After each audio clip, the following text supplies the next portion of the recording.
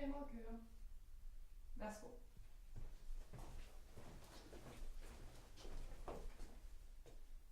Karoline, det er mig, Mikkel.